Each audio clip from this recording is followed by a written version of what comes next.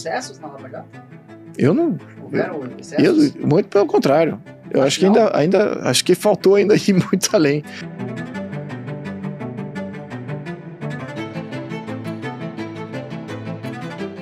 Foi muito positivo até onde foi. Inocente não foi presa de forma indevida? Eu acho que não. Eu não vi nenhuma... Eu não senti... Bom, lembrando, eu fui ativista político em 2014, 15, 16, em função... Eu era favorável à Lava Jato e favorável ao impeachment da Dilma Rousseff, as duas coisas. Eu favorável, mas eu vejo que teve excessos ali, sim. Na minha opinião, teve. Pois é, eu não vi esses excessos. Eu não vi. Eu vi muito pelo contrário. Eu conhecendo um pouquinho hoje, e eu só reforço... Com um excesso. A Shane Costa e a Ariana Costa, as filhas do Paulo Roberto Costa, foram até o escritório buscar documentos do pai. Dito isso, elas foram ameaçadas de serem presas por obstrução de justiça. Dito isso, que começou a delação do Paulo Roberto Costa. Na minha opinião, humilde opinião, isso é um excesso. Por acaso eu não fiquei sabendo dessa... Sim. Eu não sabia desse caso. Eu só fiz uma citação. Não, é possível. Eu acho que é possível dizer. É impossível você falar assim, poxa, tem uma mega operação e que não houve pontualmente alguma injustiça cometida. Tem uma turma do Pode Ministério ser. Público que é muito criativa, viu? Tem. Eu conheço bem. Já fizeram comigo uma vez. Deixa eu te perguntar. Tu acha que o efeito sorte... Vamos mudar a pergunta.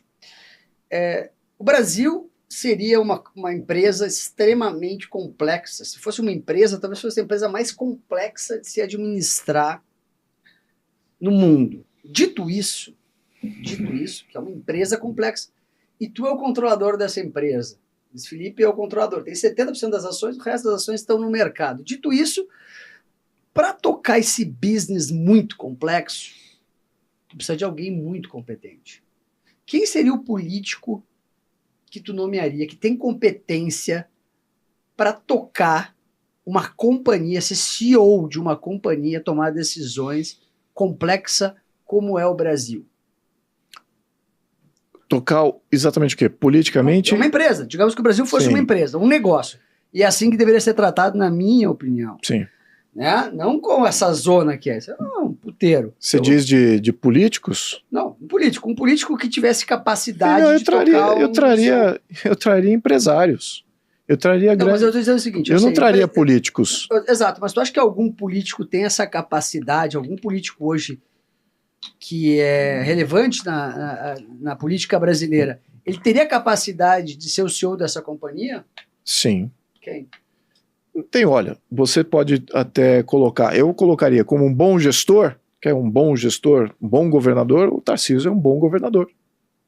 É um bom gestor. Tarcísio seria o CEO da tua empresa, caso tu fosse controlador. Brasil S.A. Sem dúvida. O Tarcísio é daqueles poucos que são transferíveis para qualquer âmbito. Então ele tem essa capacidade, ele demonstra isso. Assim como ele, tem outros como ele, na máquina pública. Só que preferem ficar na máquina pública do que trabalhar na livre iniciativa. Eu tenho dúvida. Então, pode ser, né? Mas é que a máquina pública está pagando demais. Então, se não tivesse, certamente a livre iniciativa estaria absorvendo. Então, o que eu diria? Esse é um deles, tem outros também, tem vários outros, não só governadores, tem políticos também, juristas até, que são qualificados. Mas agora, quando a gente fala política, é um termo muito geral. Na administração do Estado, você tem dois perfis necessários. Você tem esse perfil do gestor, cara que executa, faz andar e mobiliza, é um gerenciador de projetos, bem complexo. Eu já fui gerente de projeto 30 anos atrás, 40 anos atrás. É complexo, você precisa ficar em cima, tal, aconteceu isso, identificar os gargalos e agir constantemente até lograr as execuções. Muito bem. Mas você tem um outro componente que é tão importante quanto, que é o componente político.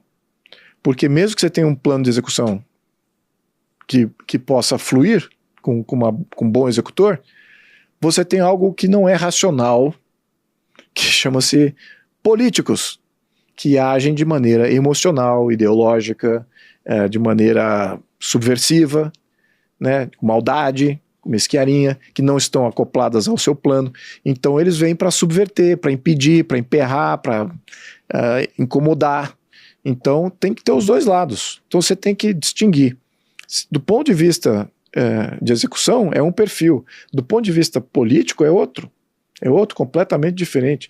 E aí é que entra algo que não é racional.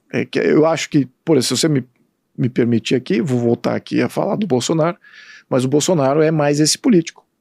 Ele traz para ele essa questão emocional. Ele consegue agregar emocionalmente e fazer, olha, eu tenho essa força para poder neutralizar esse ruído emocional aqui e deixar um operador executar. Então, agora, às vezes pode ser a mesma pessoa. Quer um exemplo de mesma pessoa? Na minha opinião, o Trump é isso. O Trump, ele é o político capaz de bascular e neutralizar essa parte emocional e racional. Ao mesmo tempo, ele consegue ser um excelente executor.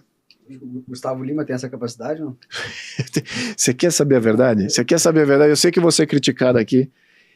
Eu só escutei esse nome esse ano, cara. Eu não sei quem é o Gustavo Lima. Nunca ouviu o Gustavo Lima? Nunca ouvi o Gustavo Lima. E a Melody?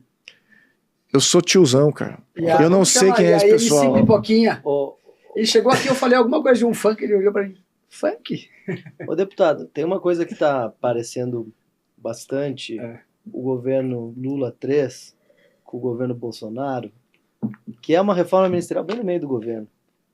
Então tá se falando que o Lula vai fazer uma reforma ministerial, que vai botar algum cacique do Centrão no ministério, coisa que o Bolsonaro acabou tendo que fazer. O parlamento, no meio do mandato, ele monta no presidente, ele toma o poder do presidente e fala aqui, agora eu preciso, senão tu não governa, eu vou parar tudo. Então, o Lula acabou, na minha opinião. O governo do Lula já acabou. Então, tu acha que o Lula é a nova tchutchuca do Centrão?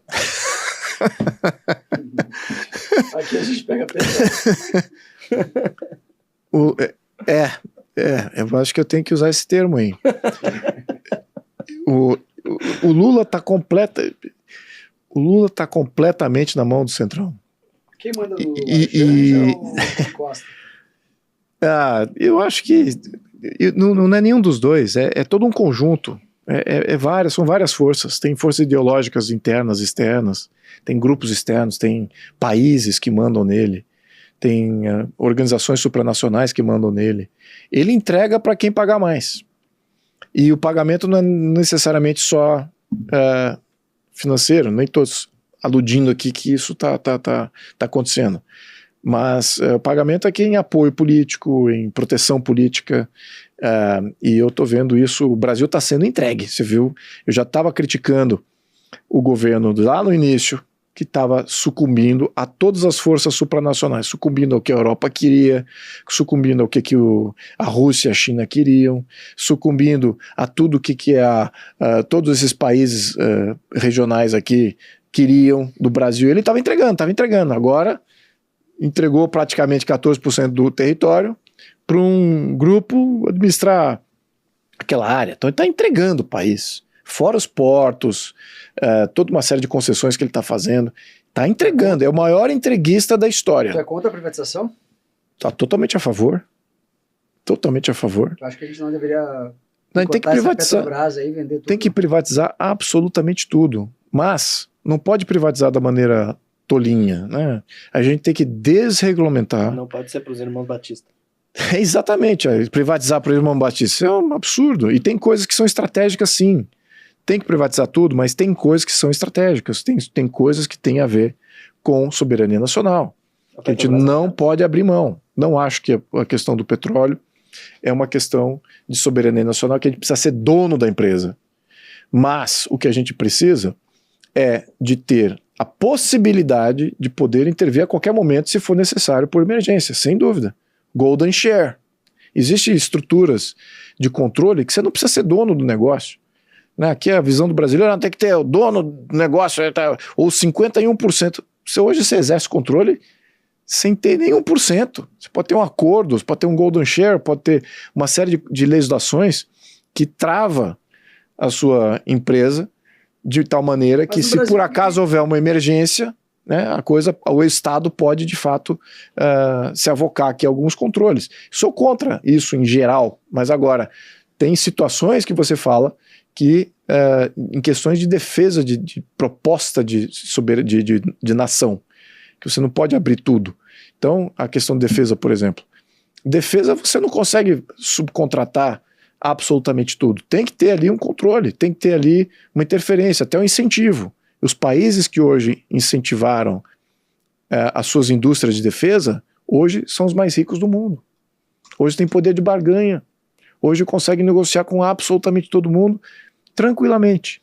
E não tem problema de soberania e não sofrem essas emergências. Então vassalos de outros países. O Brasil não. O Brasil não investiu em defesa. E, por incrível que pareça, a defesa eles querem privatizar. Não, privatiza a defesa. E o resto mantém estatizado, no controle do Estado e tal. Por que eles querem Petrobras? Por que eles querem as estatais? É para mamar num caixa que é mais livre. Porque o caixa das estatais sofre menos controle do Estado do que o próprio Estado. O erário do Estado tem controles de várias instituições. A estatal tem menos. Então ele quer a estatal para poder vazar a corrupção e tudo mais. Então é por isso que você vê quem não quer desestatizar. Não é só a esquerda que não quer privatizar. São os corruptos, né? Que não, alguns nem são de esquerda. Faz, não, é um caixa que a gente usa para propaganda, para uma série de coisas. A gente vê agora em Itaipu, uma série de escândalos que está acontecendo lá em Itaipu. Exatamente, é um caixa mais livre que eles estão usando para fazer assentamento de indígena, uma série de coisas. O que isso tem a ver com Itaipu?